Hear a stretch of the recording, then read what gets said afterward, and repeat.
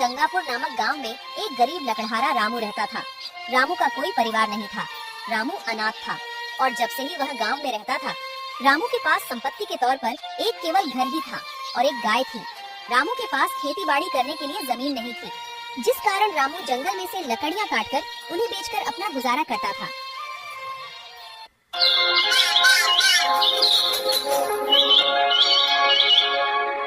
रामू रोज सुबह उठकर अपनी कुल्हाड़ी उठाकर जंगल की तरफ लकड़ी काटने के लिए निकल जाता।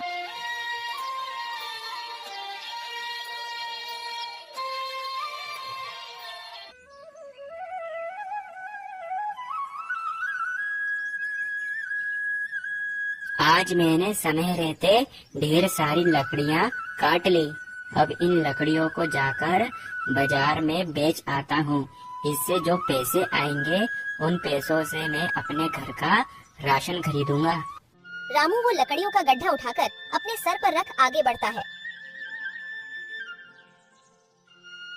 अरे भगवान, आज इतनी गर्मी होने के कारण मेरा गला प्यास के कारण सूख गया और यहाँ आसपास कोई झील तालाब भी नहीं है। थोड़ी देर चलने के बाद रामू की नजर एक झोपड़ी पर पड़ती है।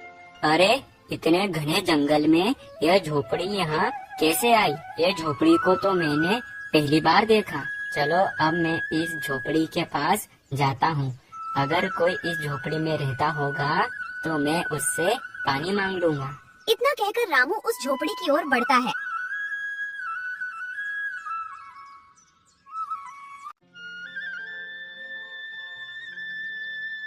कोई है जो मेरी आवाज सुन पा रहा? अरे कोई इस झोपड़ी में रहता है क्या?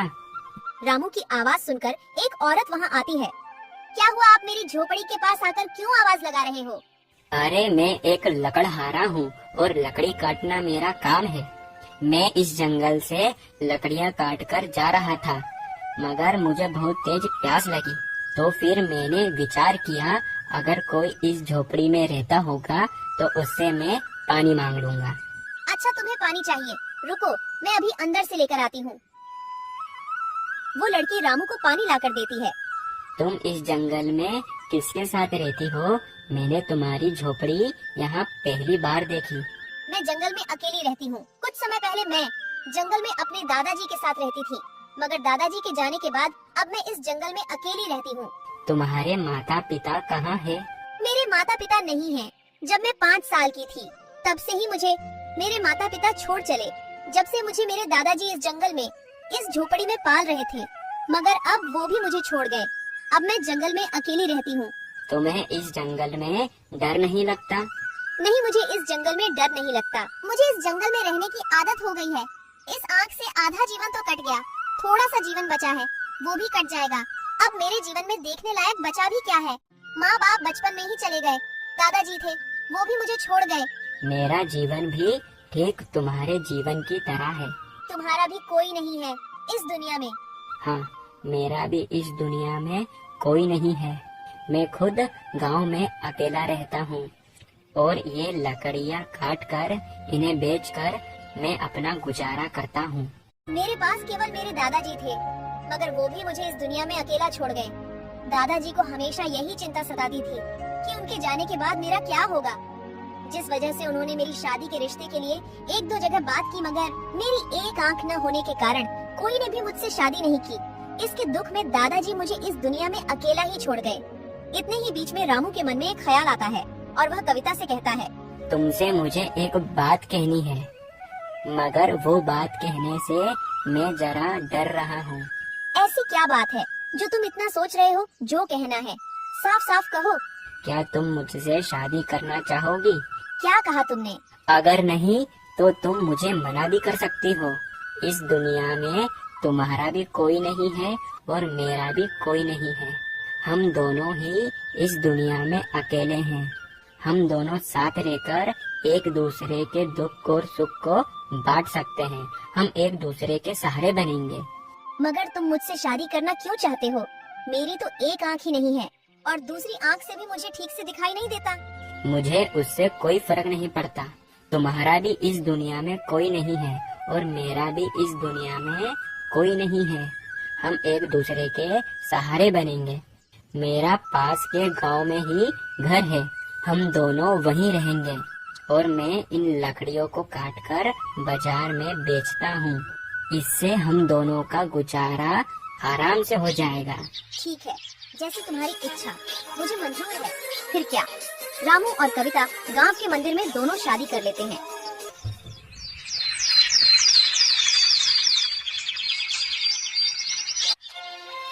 देखो, ये है मेरा छोटा सा घर और मैंने तुमसे पहले ही कहा था ना कि मेरा इस दुनिया में कोई नहीं है, कोई नहीं।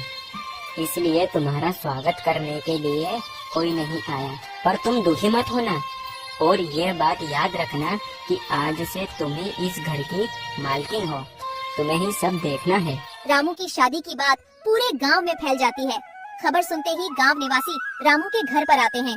अरे ओ रामू, रामू, ओ रामू, दरवाजा तो खोल। आता हूँ काका। अरे भाग्यवान, मुझे लगता है ये गांव वाले तुम्हें देखने आए होंगे।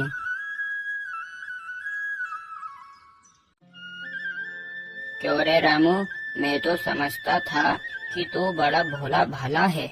मैं पूरे गांव में सबसे सीधा सच्चा आदमी तुझे ही समझता था, मगर तू तो सबसे अलग निकला।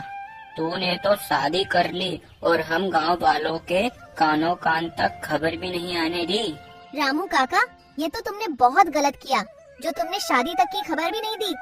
अरे मुझे तो बताने का मौका ही नहीं मिला और मैं तुम्हें क्यों नहीं बुलाता, तुम तो मेरे परिवार जैसे हो। वो सब तो ठीक है, नई दुल्हन से हमारी मुलाकात करवाएंगे या तुम ही बोलते रहोगे? हाँ क्यों नहीं, अभी बुलाता हूँ। कविता, ओ कविता, जरा देखो तुमसे मिलने बाहर कौन आया है। कविता को देखकर गांव वाले चौंक जाते हैं। रामू काका, इसकी आंख किसने फोड़ दी? तुमने लड़की ठीक से देखी नहीं थी क्या? अरे रामू, जब तुझे इतना ही शादी का भूत सवार था तो मुझसे कह देता।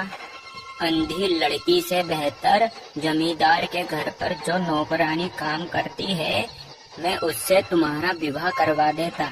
ये अंधी लड़की से तो वो कई ज्यादा सुंदर है। इसे दिखाई नहीं देने के अलावा मुझे लगता है इसे सुनाई भी नहीं देता है, जो इतनी बुराइयां सुनने के बाद भी यहाँ खड़ी है। अंधी कहीं की। रामू काका, इतने दिन तक लड़की ढूंढने के बाद तुम्हें केवल यही लड़की मिली थी क्या शादी करने के लिए? ठीक है, मेरी पत्नी अंधी है और तुम्हें यहाँ किसने बुलाया? हमें ही शौक चढ़ा था, दुल्हन को देखने का लो देख लिया। पता नहीं है दुल्हन को देखने के बाद आज का दिन हमारा कैसा होगा। तुम्हें किसने कहा था यहाँ आकर मेरी दुल्हन को देखो? जाओ जाओ मेरे घर से। अगर पत्नी जरा सी सुंदर होती तो पता नहीं क्या करता। चलो चलो, हमें ही इसे देखने का शौक आया था। चलो अब जाओ मेरे घर से, यहाँ से निकलो। इस तरह कविता का पूरा गांव मजाक उड़ाता है।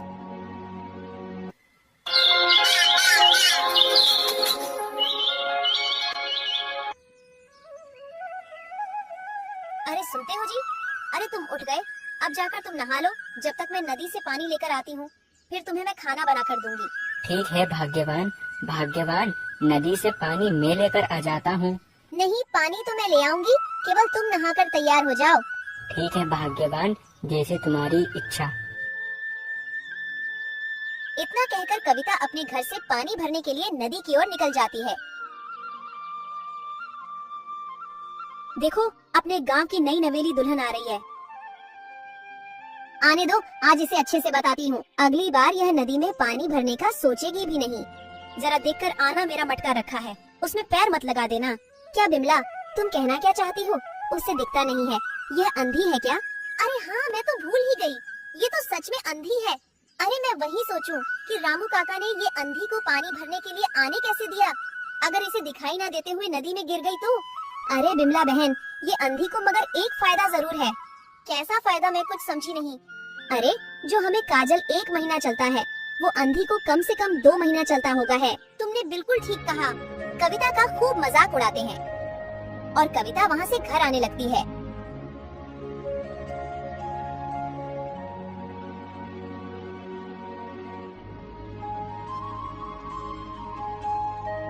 अरे भाग्यवान, तुम पानी भरकर आ गई।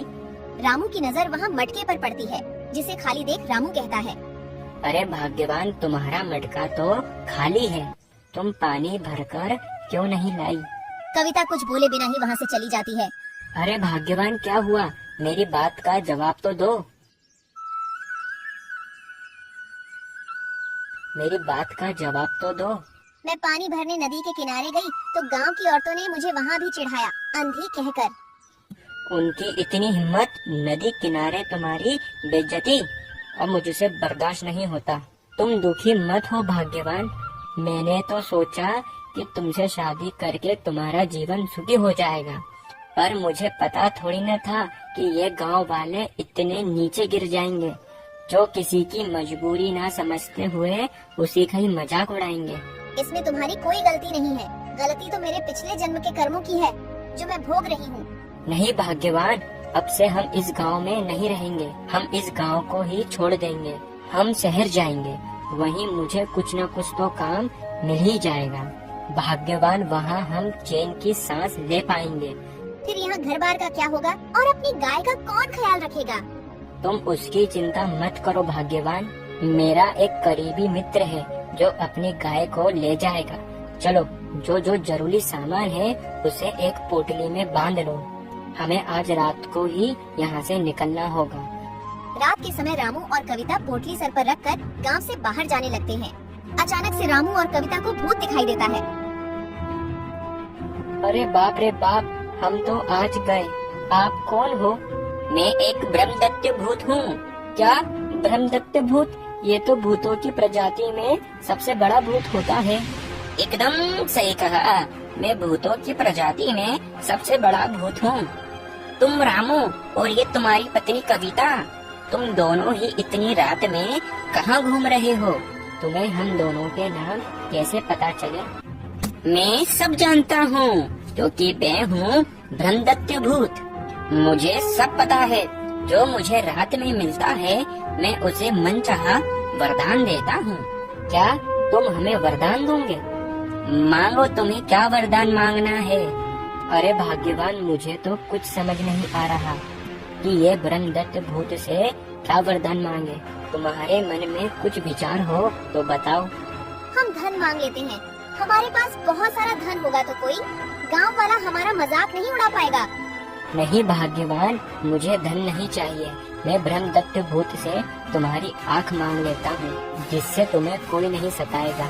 मगर मेरी आँख आ जाने से अपनी गरीबी दूर थोड़ी ना होगी। अरे जरा जल्दी करो, मुझे और कहीं भी जाना है। जरा जल्दी मांगो वरदान। सोच लिया ब्रह्मदत्त भूत, मुझे मेरी पत्नी की खोई हुई आँख वापस चाहिए। तथास्तु। ब्रह्मदत्त भूत के जादू करते ही रामू की पत्नी कविता की आँख वापस आ गई और उसे सब अच्छे से देखने लगा। अरे भाग्यवान, तुम्हारी आँख वापस आ गई। कितनी खुशी की बात है। अब तुम्हें कैसा लग रहा है? अब मुझे सब साफ साफ और अच्छा दिख रहा है। मेरी आँखों की रोशनी वापस आ गई। मुझे सब अच्छे से दिख रहा है। तुमने मेरी खुशी के लिए ब्रह्मदत्त भूत से धन नहीं मांगा, तुमने मेरी आँख मांगी। नहीं भाग्यवान, मुझे धन से ज्यादा तुम प्रिय हो। रामू और कविता की खुशी देखकर ब्रह्मदत्त खूब खुश हुआ और कहता, अरे वाह, तुम दोनों कितने खुश लग रहे हो। तुम्हें खुशी देखकर मुझे एक वरदान देने की और इच्छा है। तुम दोनों अपने एक एक हाथ फैलाओ। ब्रह्मदत्त भूत के जादू करते ही रामू और कविता के हाथ में एक एक सोने की मोहर आ गई। अरे भाग्यवान, देखो सोने की मोहर। कितनी चमक रही है सोने की मोहर। अब मैं चलता हूँ और तुम्हें ये गांव छोड़ने की कोई जरूरत नहीं है। जाओ, अपने गांव की ओर वापस लौट जाओ। भूत के कहते ही रामू और कविता खुशी खुशी अपने गांव की ओर वापस लौट जाते हैं।